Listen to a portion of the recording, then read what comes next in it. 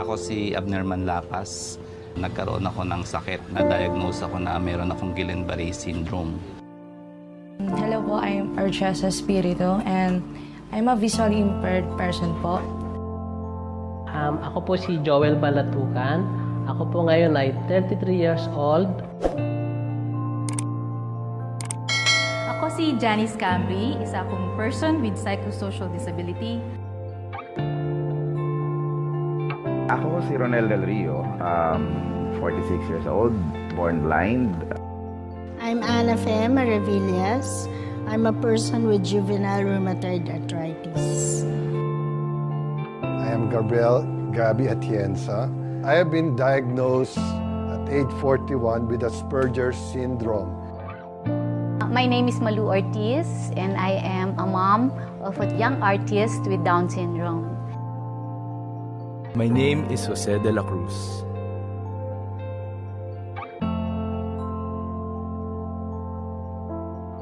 Ako si Ernesto Lucio.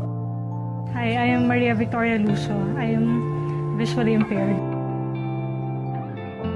Hi, I'm Frank Hagayat. I'm 29 years old. I'm diagnosed with autism.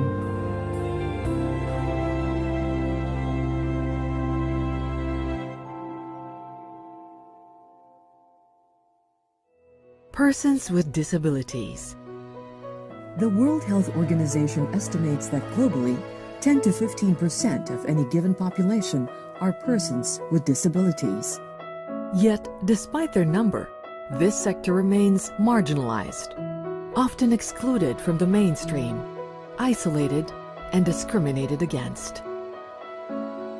Persons with disabilities are commonly defined as people who have physical, mental, intellectual, and sensory impairments. But this definition is still problematic.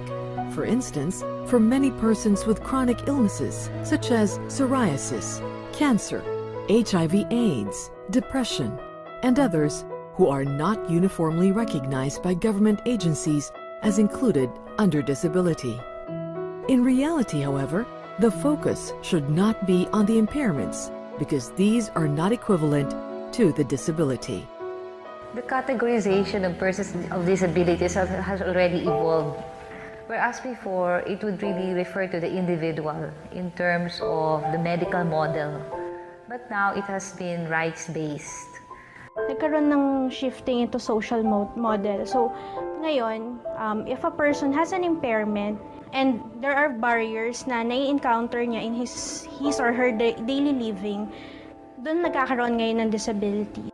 For persons with disabilities to realize their full potential and contribute to the community, barriers that disable them must be eradicated. First is the attitudinal barrier. Ito yung mga common notion ng tao regarding persons with disabilities, yung mga negative images ng persons with disabilities na tingin ng tao yun sila. Ang alam pa rin ng nasa rural areas, malas ang nagkaroon ng anak na may kapansanan. Hindi ho totoo yun. Ang isang mistake is abnormal daw ang may kapansanan. Ay, mga abnormal yan kasi hindi tama yung wala silang mata, wala silang paa, hindi sila kakadinig. Lahat po tayo in some ways, we are all abnormal. We are a person who happen to have a disability. So, bulag ho kami, hindi kami abnormal. O bingi kami, ba't hindi kami abnormal? Ang mas mabigat para sa aming mga persons with psychosocial disability, hindi yung kondisyon yung stigma sa amin. Stigma is number one to be eradicated. Kasi stigma is really disabling than the disability itself, than the condition itself. Marami sa amin ang very highly functional, napakalaki ng ambag sa lipunang Pilipino. Pero hindi, mga closet, tinatawag, hindi makalabas. They won't come out in the open kasi hindi naman handa ang lipunan at ang mga tao para sa amin. Hindi rin natin kasi masisisi yung maraming person with psychosocial disability na hindi lumantad kasi nga matindi yung diskriminasyon na nangyayari. Dahil sa mga attitudinal barriers na yun, it affects yung another barrier na i-mention ko, that's the architectural environmental barriers. Sa sasakyan, transportasyon, napakalaking barriers niya sa mga taong gumagamit ng wheelchair. Nagtatanong na ako, bakit hindi ako makasakay sa jeep? Bakit hindi ako makasakay sa bus? Bakit sila po pwede, ako hindi? Halimbawa, sa access sa education o sa health. Sinasabi nila walang discrimination. Totoo nga na maaaring totoo na wala ngang sinasabi na hindi ka pwedeng gumamit ng service. Pero yung lack of support para ma-access namin yung services na yun, equals sa discrimination na rin yun. For example, kung walang sign language interpretation para sa mga services, paano makaka-access ng services ang isang deaf? Halimbawa ako, gusto kong pumunta sa office ni Kapitan o ni Mayor. Tapos nasa second floor, nasa third floor. Walang rampa o elevator. Paano ko pupunta doon?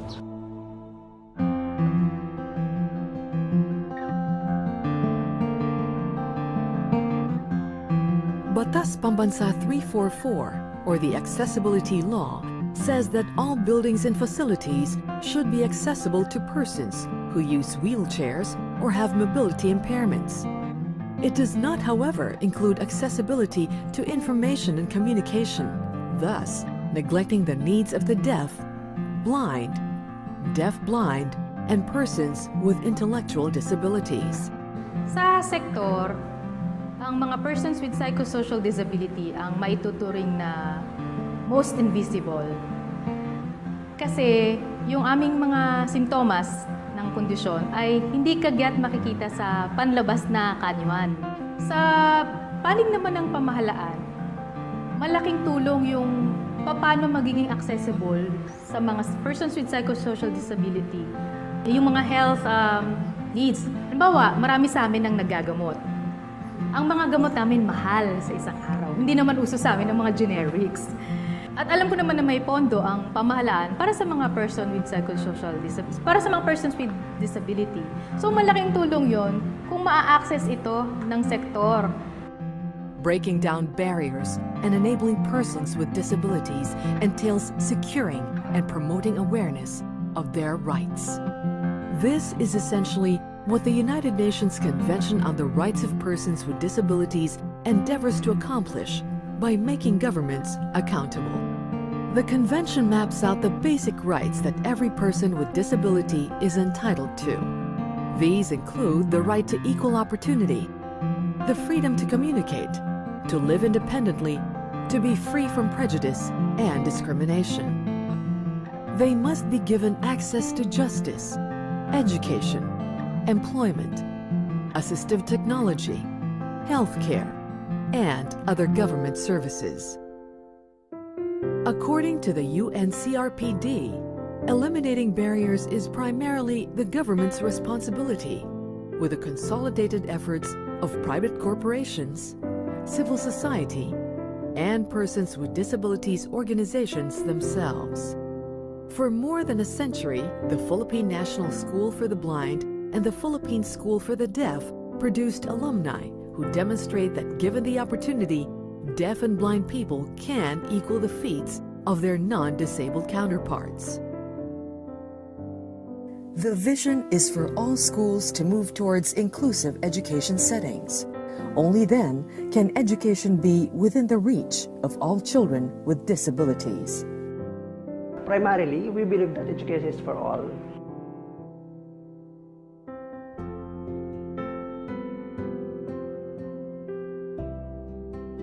We have children with autism here in school, children with ADHD, pervasive developmental disorders, the global developmental delay, children with Down syndrome, and then we also have many children with learning difficulties.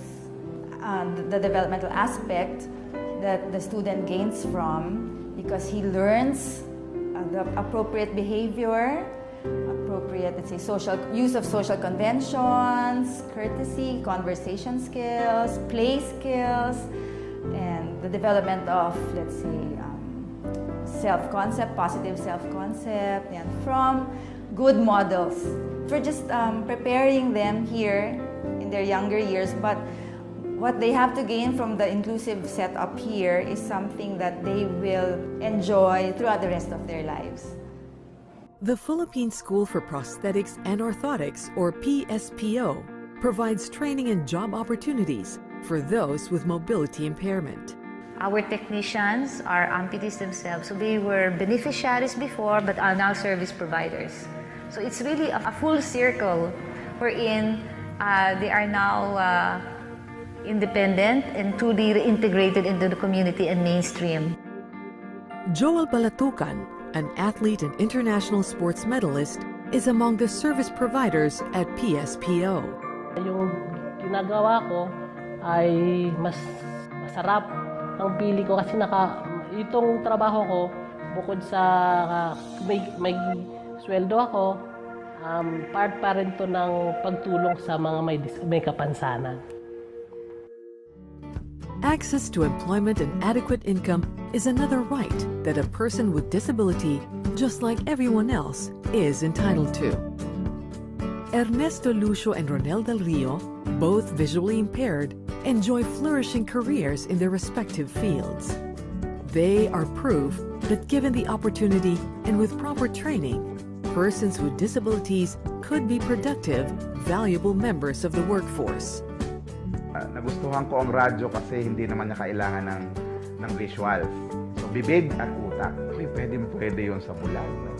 So, I learned to hone my craft. This October, I'll be celebrating my 20th anniversary.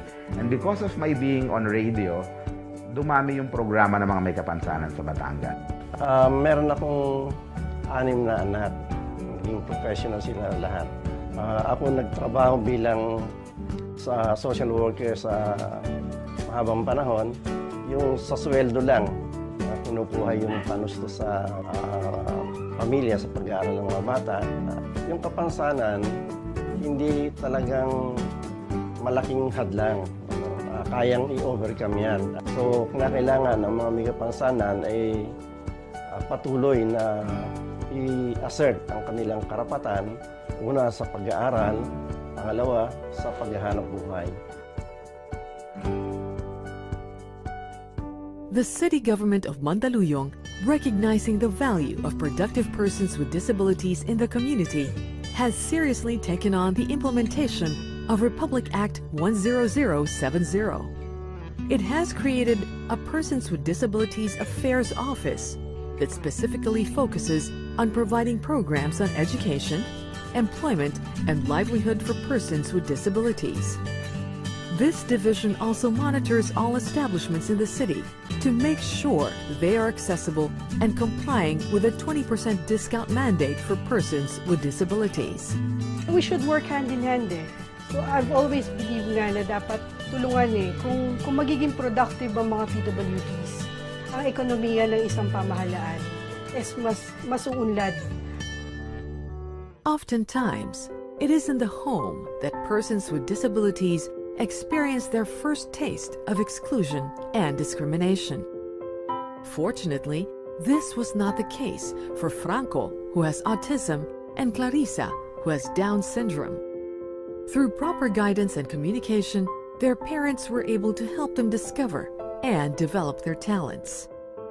My daughter Clarissa was born in 1987. Nung 18 siya, na-discover ko na meron siyang hearing impairment.